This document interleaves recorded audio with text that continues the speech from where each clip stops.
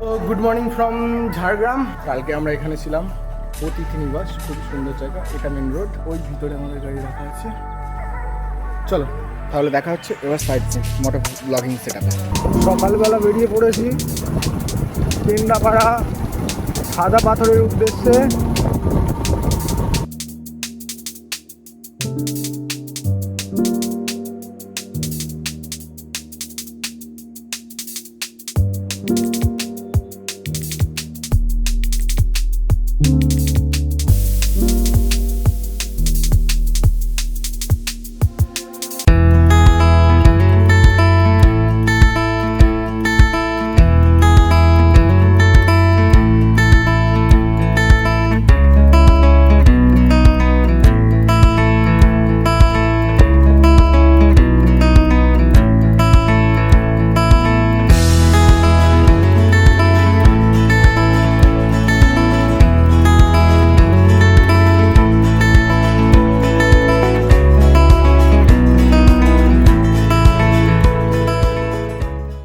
ওই তো ওখান দিয়ে ঘুরে আসবো কেন, আমি এখান দিয়েই চলে যাচ্ছি।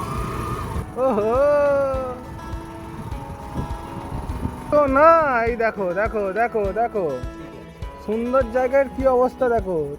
এইগুলো তোমরা কেন করো বলো তো? নির্দিষ্ট জায়গায় নির্দিষ্ট জিনিসগুলোকে ফেললে কি অবস্থা, কত নোংরা হয়ে আছে।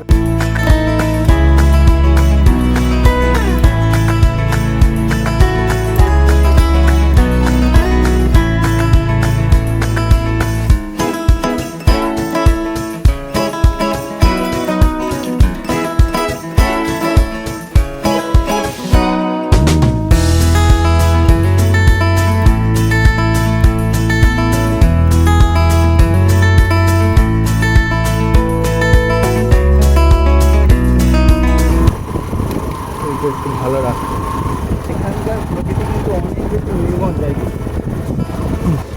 এখানের মুরগিগুলো পুরো অন্যরকম, পালক টালক কিছু।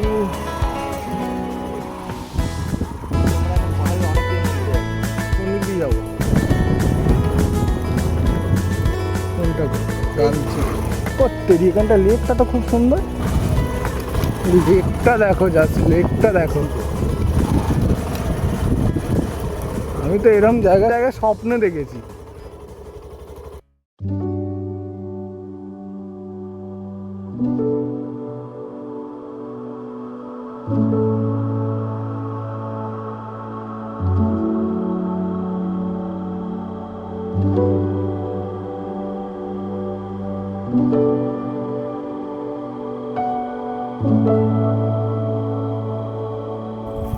আমি সিরিয়াসলি এইরকম লেক স্বপ্নে দেখেছি, স্বপ্নে। আমরা কানাইশোর পাহাড়টাকে এক্সপ্লোর করতে এসেছিলাম। পুরো পাহাড়ের উপর পর্যন্ত বাইক নিয়ে যাওয়া যাচ্ছে না, হেঁটে যেতে হবে। তো আমাদের হাতে সময়টা কম, হেঁটে যেতে হবে মানে অনেকটা বেশি সময় লাগবে। তো সেই হিসাবে হয়তো আমরা আর ওই দিকটায় যাব না। যতটা বাইকটা নিয়ে আসতে পেরেছি, তারপরে এইরকম একটা জায়গা পেয়েছি। জায়গাটা জাস্ট দেখো, ঠিক আমার এই পিছন দিকটাই কানাইশোর পাহাড়টা উঠে গেছে, ওই পিছনে দেখা যাচ্ছে।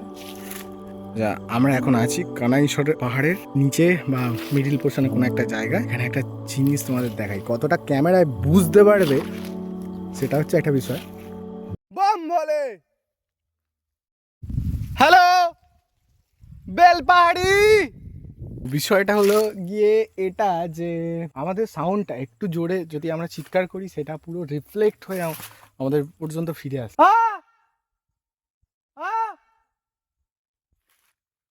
একটু জোরে কথা বলতে গিয়ে দেখতে পাচ্ছি ইকো হচ্ছে। প্রকৃতির এইটাই আলাদাই রূপ, আলাদাই গুণ। এগুলো নাই এলে ঘরে বসে বসে আর সমস্ত কিছু তো জানা সম্ভব নয়। তো এই জন্য বেরিয়ে পড়তে হবে এখান থেকে। আমরা কালকে ভেবেছিলাম কাঁকড়াঝড় যাবো, তো কালকে কাঁকড়াঝড় হয়ে ওঠেনি। আজকেও কতটা বেলা হয়ে গেল, এখান থেকেই প্রায় ইন্দিরা চক পর্যন্ত ফিরতেই প্রায় 1 ঘন্টাখানেকের কাছাকাছি লাগবে। আমাদের এখনও ব্রেকফাস্ট হয়নি। ওখান থেকে আরও 1 ঘন্টা কাঁকড়াঝড়ের রাস্তা।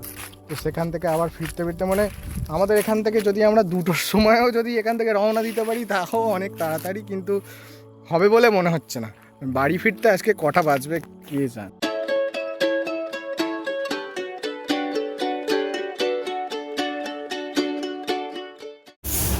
আমরা সকালে ব্রেকফাস্ট না করেই বেরিয়ে গিয়েছিলাম। কাল ইন্দিরা চকে আবার ব্যাক করলাম। আমাদের যে হোটেলে আমরা উঠেছিলাম সেখানে ব্যাগগুলো রাখা আছে, ওখান থেকে নিয়ে আমরা কাঁকড়াঝড়ের উদ্দেশ্যে যাবো। তো তার আগে ব্রেকফাস্ট তো করা হয়নি। তো ইন্দিরা চকে সেই কালকে যেখান থেকে লাঞ্চ করেছিলাম সেখানেই আবার এলাম ব্রেকফাস্টটা করার জন্য। তো ঘুগনি মুড়ি সেই একই শালপাতায় খেতে দিয়েছে। আমরা আমাদের হোমস্টে থেকে বেরিয়ে যাচ্ছি।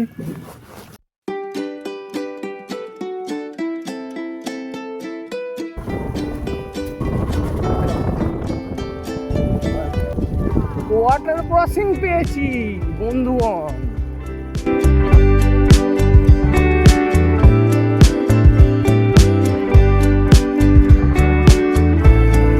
ঝর্ণা সবসময় পাহাড়ের নিচে।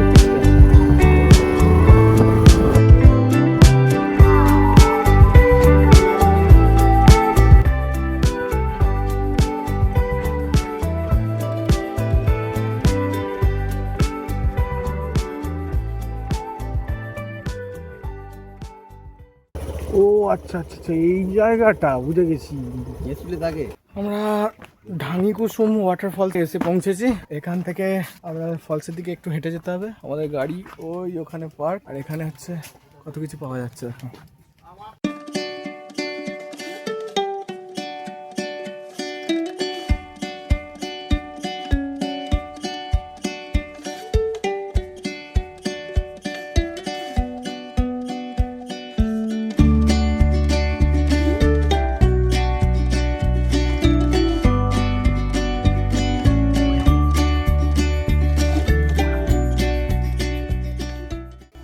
বয়স্ক লোকেদের একটু সমস্যা হতে পারে, একটু সাইড দিয়ে দিন।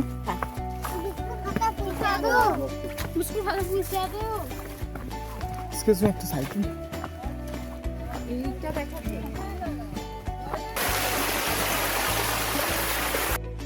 তো আমরা ঢাঙ্গি কুসুম ওয়াটারফলসে এখন দাঁড়িয়ে আছি।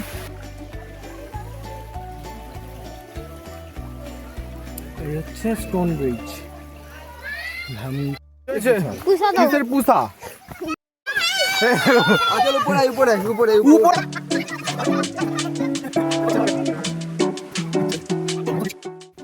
একটা ভুল ইনফরমেশন পেয়ে আমরা ওই স্টোন ব্রিজ থেকে ব্যাক করে যাচ্ছিলাম। একটা দোকানদার বলল যে সামনে ভোলে বাবার মন্দির আছে এবং সেখান থেকে নিচের দিকে গেলে আসল ঝর্ণাটা, বড় ঝর্ণাটা দেখা যাবে।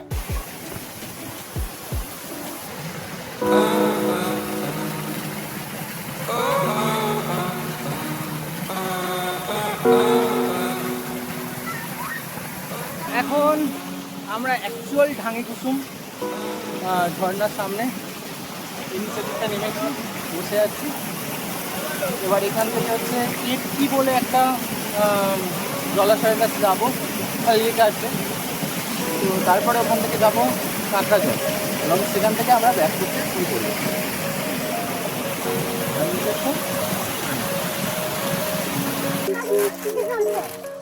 এদিকে দাও, এদিকে দাও, না সবাই একটা করে নিয়ে নে। তুমি একটা করে কিনে দাও। কত হলো করো?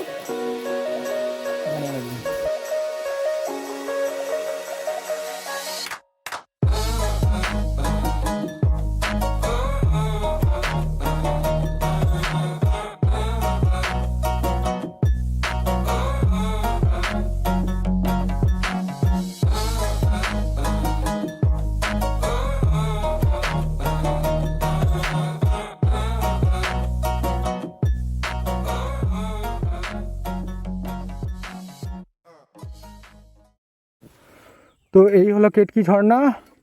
এখান থেকে আমরা এবার পুরো কাঁকড়াঝড়ের উদ্দেশ্যে রওনা দেব। তো বাই বাই কেটকি।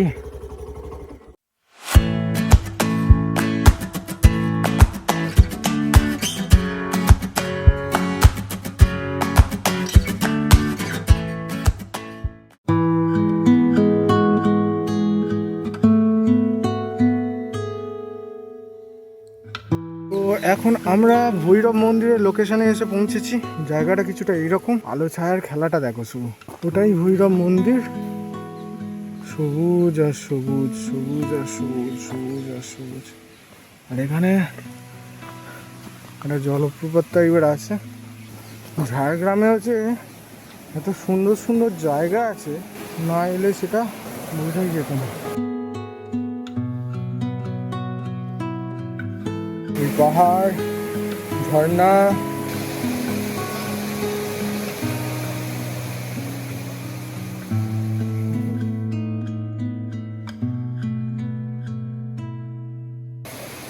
মহিলারা সবাই মাথায় করে জিনিসপত্র নিয়ে কাজ করে। ওই জলটা পেরিয়ে আসতে হবে, কতটা রিস্কি। এত বড় একটা মাথায় জিনিস নিয়ে আমরা ওখান দিয়ে ভালো করে হাঁটতেই পারবো না হয়তো। এখানকার মানুষদের জীবিকা শুধুমাত্র চাষবাস। আমাদের বাংলাতে এত সুন্দর যে জায়গা আছে সেটা সবাই হয়তো জানেই না ঠিক মতো। এখন সোশ্যাল মিডিয়া, ইন্টারনেটের মাধ্যমে আমরা অনেক রাইডাররা, অনেকেই পর্যটকরা আসছেন, কিন্তু পরিমাণটা অতটাও নেই।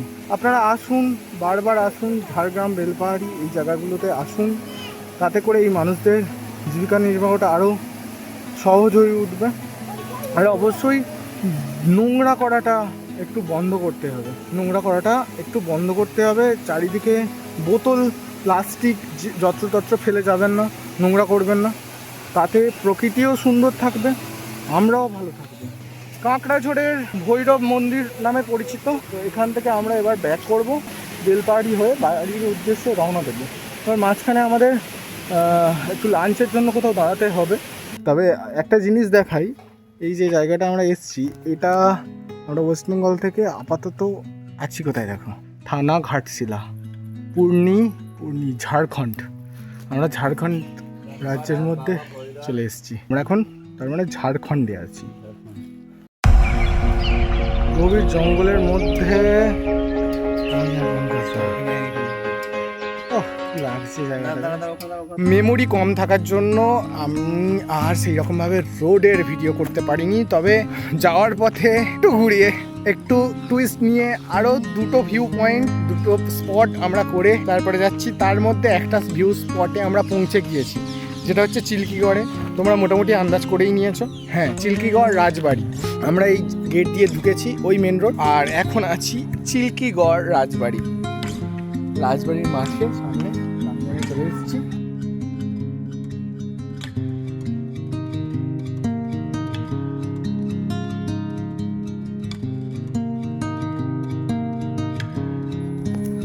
ভিতরে একটা ভিনটেজ কোনো গাড়ি রাখা আছে রাজাদের।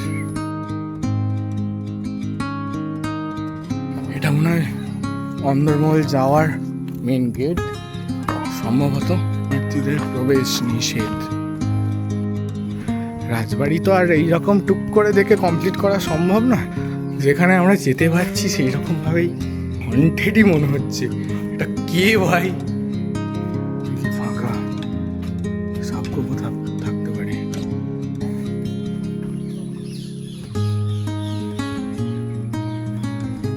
এটা রাজবাড়ির মন্দির।